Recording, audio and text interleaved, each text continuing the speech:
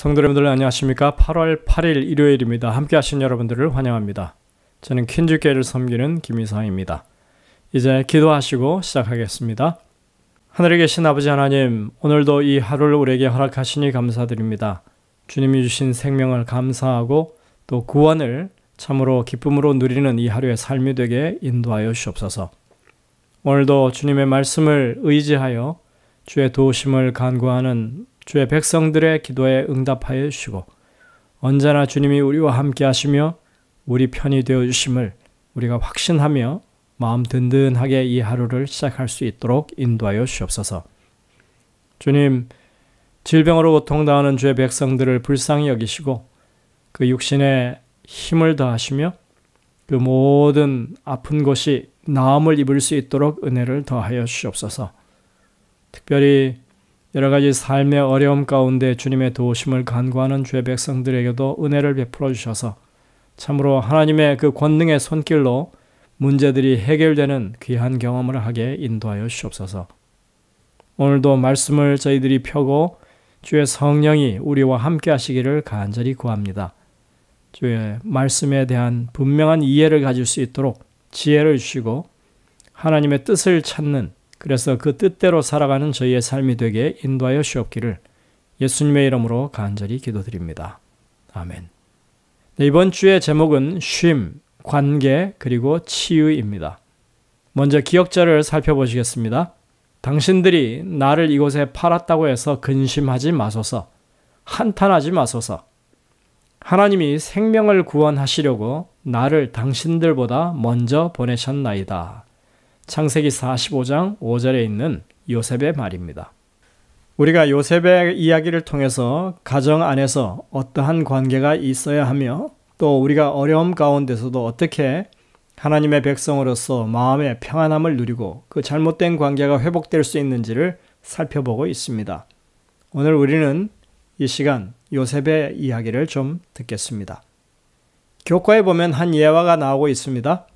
한 남자가 있었는데 그는 조앤이라고 하는 여성을 성폭행한 혐의로 감옥에 갇힙니다. 조앤이 범인 식별 절차에 있어서 그 존이라고 하는 이 남자를 지목했던 것입니다. 하지만 그로부터 14년이나 하는 세월이 지난 뒤에 DNA 조사를 통해서 존이가 범인이 아니라고 하는 사실이 밝혀지게 됩니다. 조앤은 그제서야 자신이 얼마나 끔찍한 잘못을 저질렀는지 깨달을 수 있었습니다. 존이는 조앤 때문에 억울하게도 감옥살이를 14년간이나 했던 것입니다. 그가 석방될 때 그녀는 그를 만나고 싶어 했습니다. 드디어 이 존이는 자신의 인생을 완전히 망가뜨린 그 여인을 직접 만나게 되었습니다. 과연 그 순간에 그가 어떻게 행동을 했을까요? 그녀는 방으로 그가 들어오기를 기다리고 있습니다. 그가 방으로 들어와서 마침내 서로 눈을 마주했을 때 이 조앤은 참았던 눈물을 터뜨리고 말았습니다. 조앤은 그때 있었던 상황을 이렇게 회상하고 있습니다. 그 순간 조니가 제 곁으로 다가와 제 손을 잡고 저를 바라보며 이렇게 이야기했습니다. 나는 당신을 용서합니다. 저는 그 말을 믿을 수가 없었습니다. 제 오해 때문에 그토록 증오하고 죽기를 바랐던 그 남자가 제 앞에 서서 이제는 이 돌이킬 수 없는 잘못을 저지른 제 곁에서 하는 말이 저를 용서한다고 이야기하는 것 아닙니까? 저는 그때서야 비로소 은혜가 무엇인지 깨닫기 시작했습니다. 그리고 마침내 내 마음에 치유와 참된 쉼이 있다고 하는 것을 경험하게 되었습니다. 그렇죠. 오히려 가해자가 용서를 지금 받았을 때 마음의 평안함을 누리게 되었다. 이렇게 말하는 것입니다. 이번 주에 우리는 용서에 대해서 함께 살펴보면서 그것이 모든 인류의 쉼없는 마음에 어떤 변화를 일으킬 수 있는지에 대해서 함께 공부할 것입니다. 용서라고 하는 것은 쉽게 이루어지지 않습니다. 피해 당사자가 자신이거나 혹은 가족이라면 용서는 더더욱 쉽지 않은 것입니다. 지금은 자꾸 하셨지만 퀸즈 교회에 나오시던 한 교수님이 있었습니다.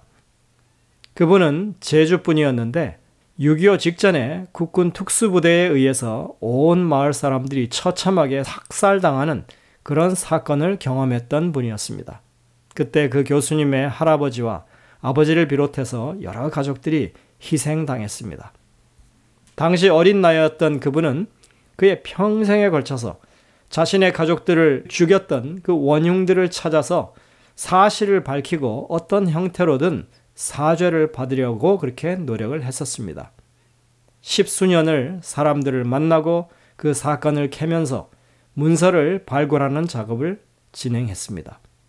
그리고 마침내 미국 문서보관소에 비밀이 해제된 기밀 문서들을 통해서 이제 제주뿐만 아니라 남한 전역에서 그 당시에 6.25 전후로 엄청난 숫자의 무고한 희생자들이 발생했다고 하는 사실을 발굴하게 되었습니다.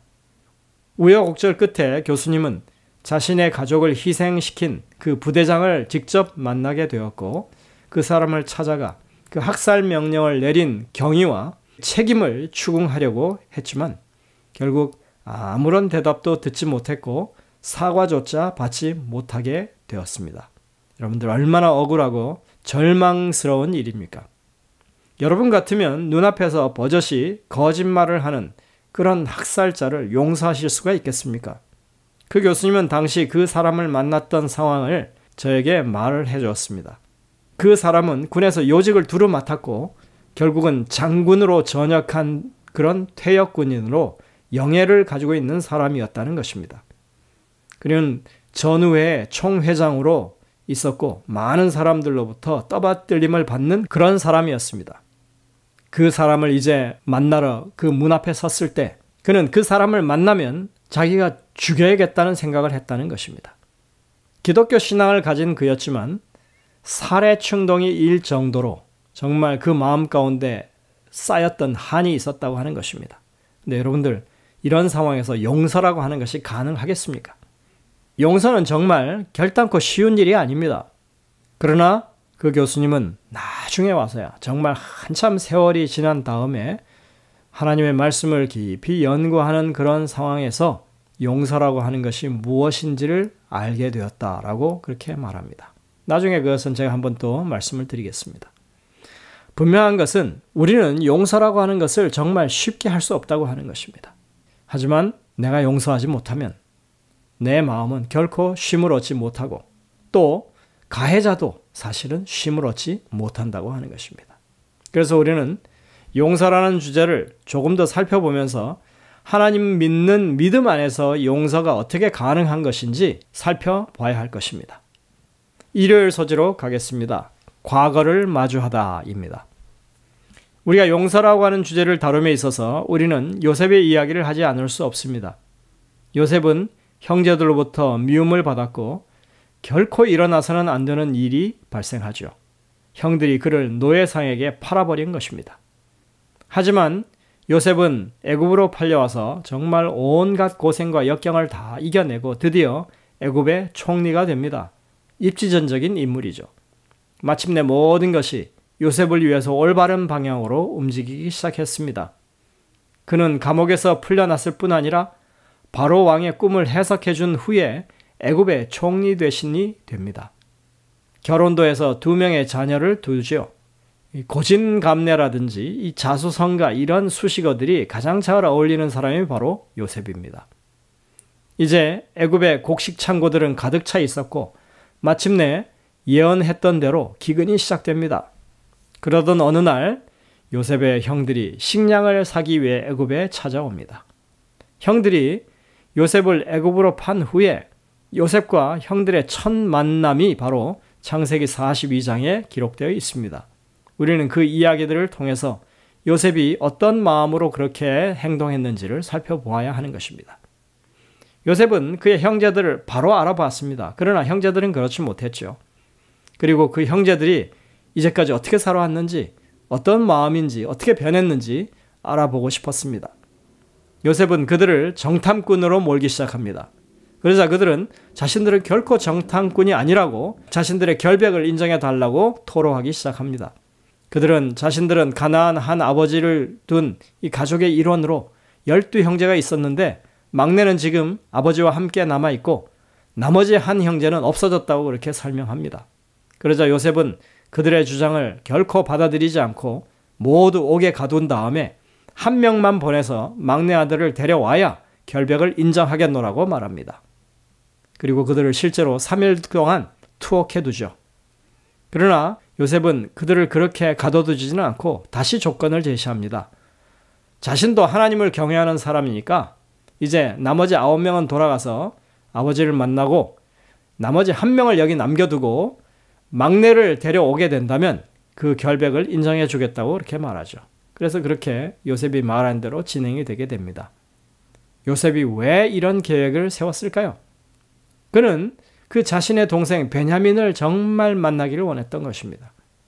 그리고 이런 일을 함에 있어서 그의 형제들을 괴롭히는 그런 입장에 있고 싶지 않았던 것입니다.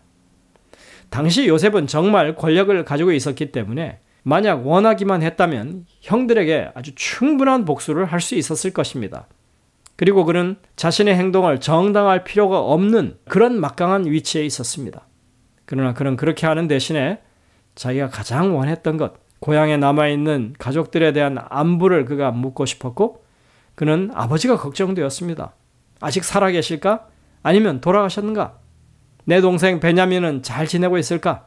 내가 떠난 후에 형들의 이 위험한 질투심이 아버지가 기뻐하는 아들이 되었을 그 베냐민에게 옮겨가지는 않았을까? 요셉은 이제 그의 가족 중에 있는 연약한 존재들을 보살필 수 있는 그런 자리에 있었고 그래서 가장 먼저 그 일을 하려 한 것입니다. 우리가 맺고 살아가는 이 관계들 속에서 성경의 원칙들을 실천한다는 것이 쉬운 일은 아닙니다. 우리는 내가 권력을 가졌다고 다른 사람을 괴롭힐 수 없습니다. 하나님께서는 우리 모두들을 다 소중하게 보십니다.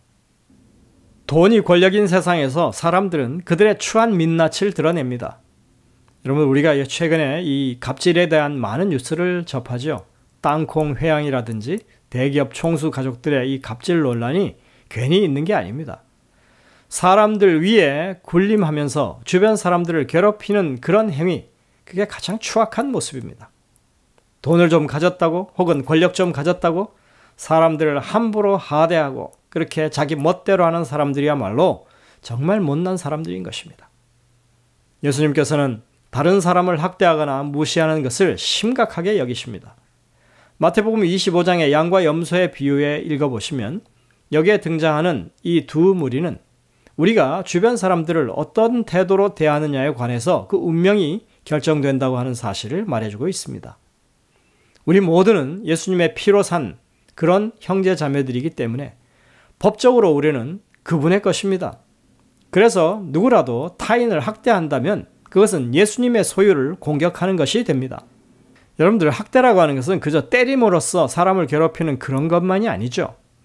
이 학대 속에는 정서적인 학대, 그리고 성적인 학대, 육체적인 이런 폭력으로 인한 학대 이런 것들이 가정 내에서도 충분히 일어날 수 있고 현재 그것이 문제가 되고 있는 것입니다.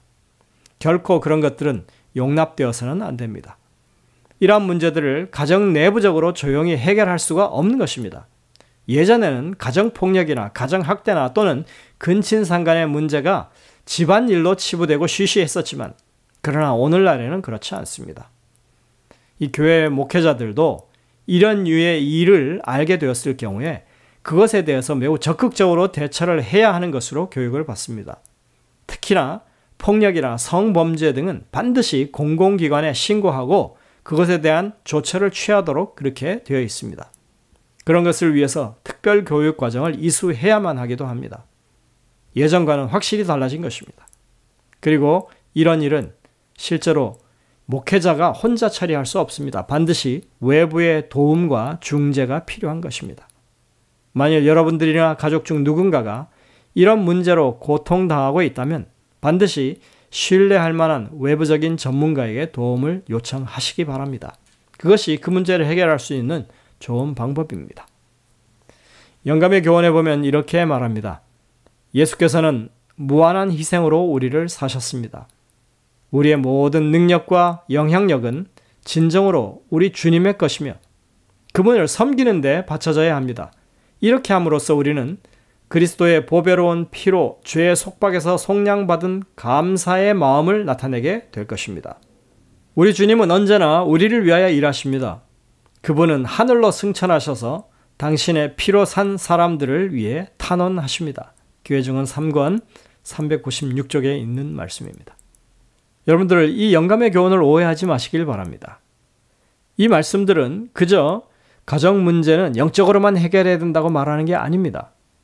우리가 이러한 문제에 노출되었을 때 우리가 절실하게 주님께 도움을 구하는 것 필요한 일입니다.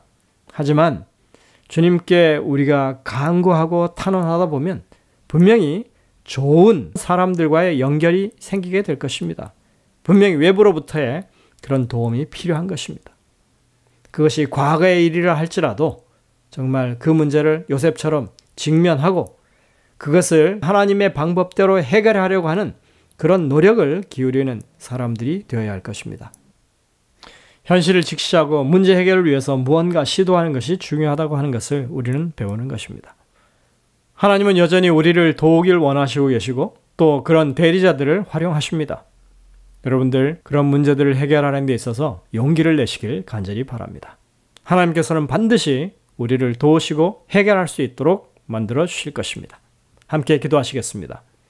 하늘에 계신 아버지 하나님, 오늘도 주님의 말씀을 통하여 우리가 용기를 얻게 하시고 또 지혜를 얻게 하시니 감사드립니다. 요셉이 그 형들을 향해서 그렇게 관대한 마음을 가지고 정말 용서를 했던 것처럼 우리의 삶에서도 언제나 주님이 우리를 용서하심과 같이 우리 주변 사람들과의 관계가 그렇게 회복되고 서로 신뢰하는 관계로 만들어가는 그런 일들이 일어나게 인도하여 주옵소서. 오늘도 이 하루의 삶을 통하여 오직 주님께만 우리의 모든 신뢰를 둘 수 있도록 도와주시고 하나님의 도우심을 오늘도 크게 힘입는 하루의 삶이 되게 인도하여 주옵기를 예수님의 이름으로 간절히 기도드립니다. 아멘.